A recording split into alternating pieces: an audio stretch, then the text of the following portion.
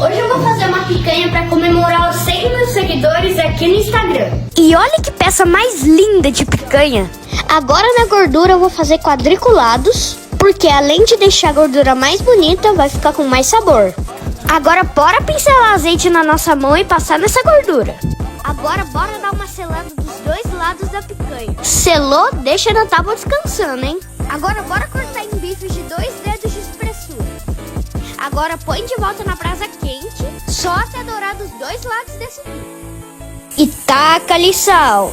Selou dos dois lados e olha como ficou lindo. Agora bora pôr na tábua e deixar descansar de novo.